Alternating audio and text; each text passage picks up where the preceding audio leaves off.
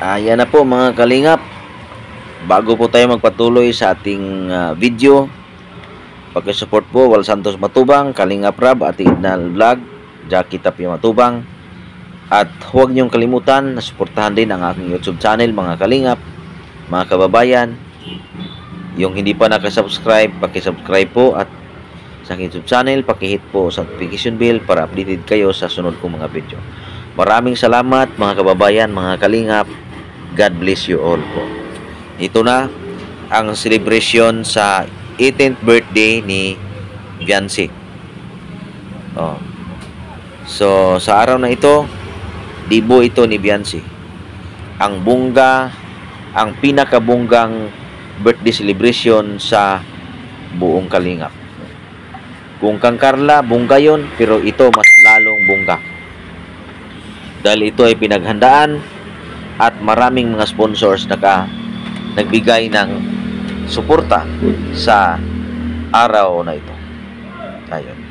Lahat ng K-Boys, mga Key Angels at iba pang mga visits, mga guest nandito. O yan. So sa araw na ito, ang kasayahan ay nagumapaw.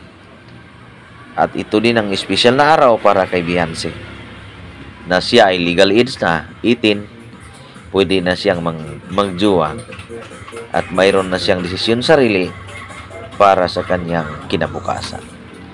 Ayan, bumaba na si Viancy. Medyo mahina ang pagbaba dahil ang kanyang gown ang sobrang laki, bukad, no? Diyan sa bandang baba ay medyo ang lapad, ayan, mahirapan siyang maglakad. O yan, so kita natin ang kagandahan ni Viancy na ating Key Angel na nag-celebrate ng dibo sa araw na ito. Ayan. Medyo malapit ang mukha dahil makita ang kagandahan. Ayan mga kalingap, mga kababayan, kita ninyo nang si Viancy ay parang mukhang artista. Ayan o. Ayan o. So mayroon siyang crown. Mayroon siyang crown. Naglakad siya, paikot-ikot sa mga bisit sa harapan ng mga guest. Ang guest po natin ay halo-halo, mga kalingap, Key Angels, mga Keyboys, at mayroon ding ibang mga visitors mula sa paaralan, at mayroon ding mga iba't ibang visitors mula sa labas. Ayan si Ido, Kalingap Ido, ang ating love team ni Viancy, na handang umulalay, handang sumuporta sa kanyang minamahal. Yan.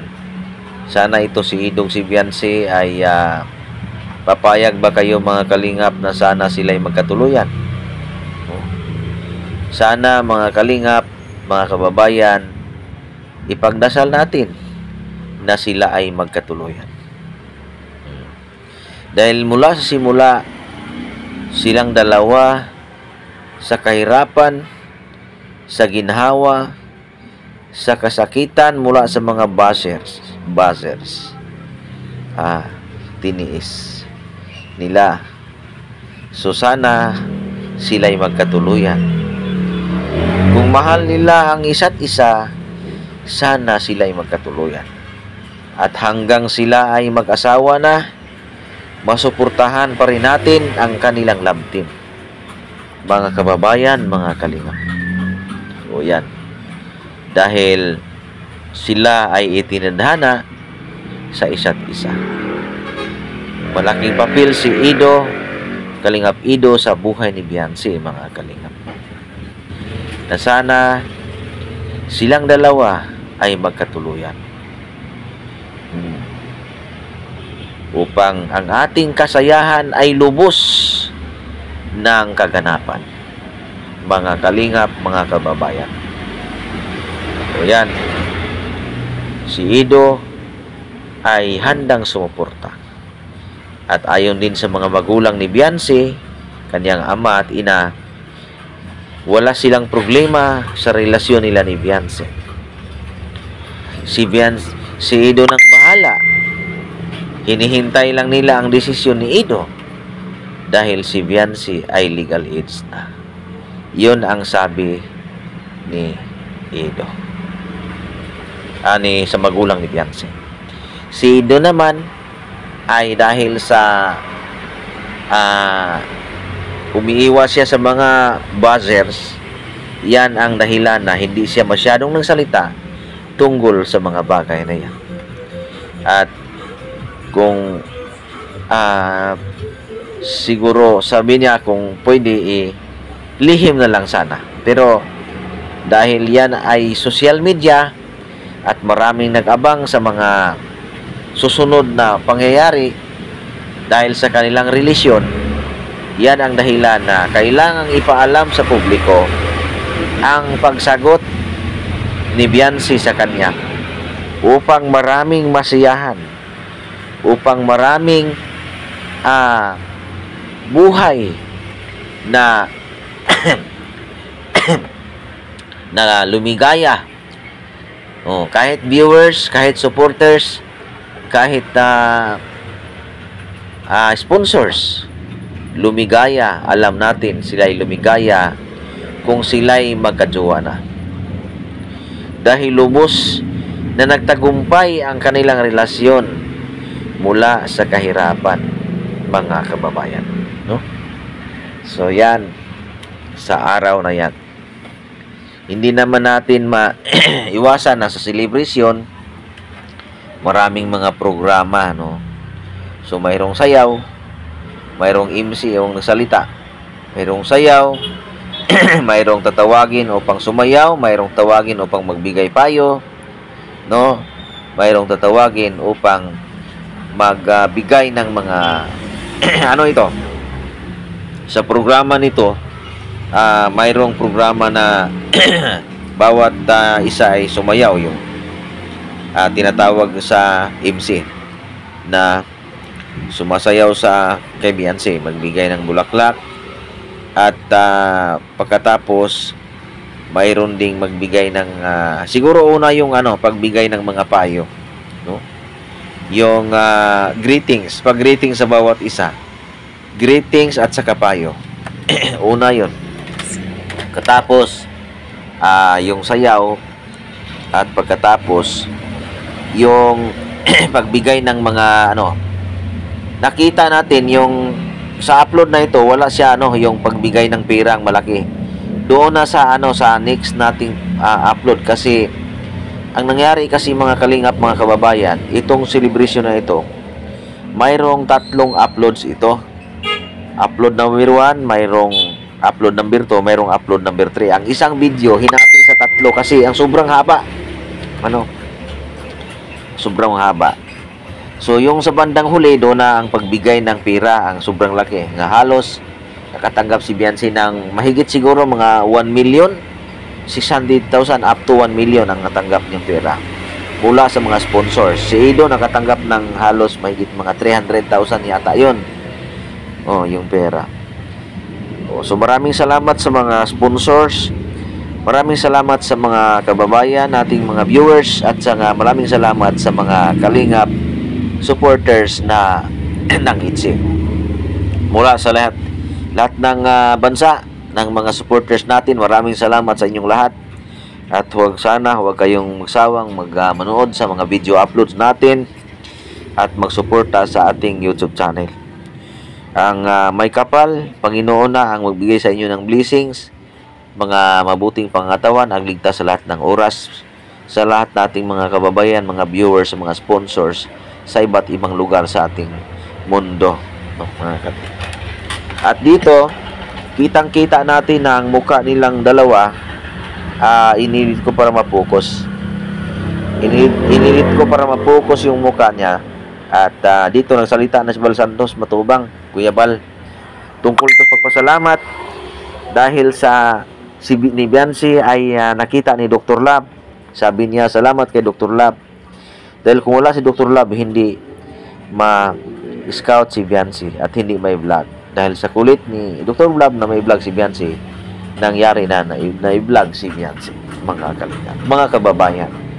Bumuhos na ang maraming tulong sa mga sponsors at tapos ng bagong bahay ni Biancy. At ngayon, bumuhos na rin ang halos 1 million na pera na tanggap niya mula sa mga sponsors. Maraming salamat sa lahat ng sponsors ni Biancy at ni Ido at sa mga sponsors ng Kalingap. Maraming salamat sa inyong lahat. At ang Panginoon ang magbigay sa inyo ng biyaya at blessings. God bless po sa inyong lahat po. At dito, mayroong ang MC nagsalita tungkol sa buhay ni Biancy na mula sa kahirapan at ngayon na-vlog siya ng Kalingap at ngayon bumuhos ng biyaya sa kanya. At hindi maiwasan na lumuluha si Biancy dahil sa mga heart feelings na kanyang na-recall sa kanyang buhay. Nasabi niya na minsan kakain lang sila ng ulam na tuyo at saka suka dahil sa kahirapan. So, hindi natin maiwasan na sa kahirapan, wala tayong ibang malapitan. Kung mayroong kanin, tuyo lang at asin. So, nung narinig ng mga sponsors, yan ang dahilan na awa sila kay Biancy. Naglakad sobrang malayo mula sa bahay patong school. Sorry po. So, ngayon, panahon na ito sa pagsayaw.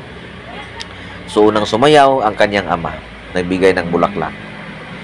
So, 18 roses ang matanggap ni Biancy ngayon. Ito si Kalingap Rap.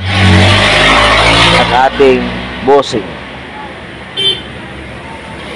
So, ang unang sumayaw ang kanyang ama. Ang kanyang ama at si Dr. Lab naiyak dahil nagkaroon daw siya ng kutsi. Nakabili daw siya ng bahay dahil sa biyaya sa pag-vlog niya kay Biancy. Dahil ito si Dr. Lab, nabigyan din ng mga sponsors ng tulong. Yan, umiyak-iyak siya. Dahil umangat daw ang kanyang buhay mula sa kawalan. Mahirap daw siya noon.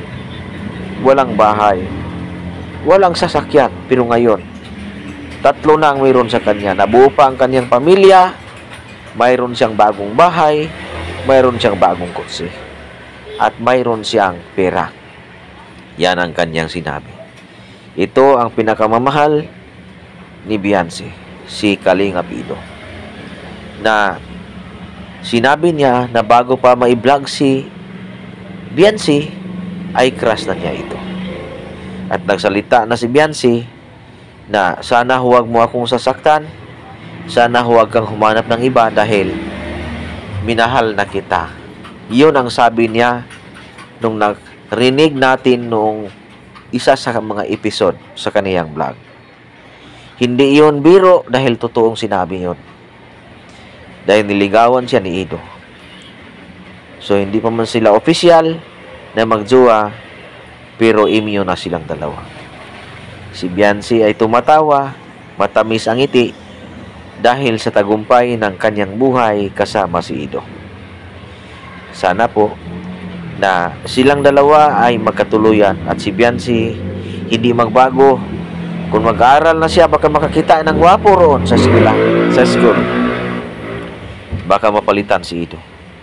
Pero dahil sa kabaitan nitong Biancy, sa aking tingin hindi ito magtaksil dahil sa kabaitan sa batang yan. Mabait ang batang yan talaga. Mabait talaga. Yan ang dahilan na si Ido ay hangang-hanga at tinatawag niyang wifey. Sana po magkatuluyan silang dalawa po, mga kaibigan. So, maraming salamat sa lahat ng viewers. Maraming salamat sa lahat ng mga sponsors. At sa aking subscriber, maraming salamat po. God bless.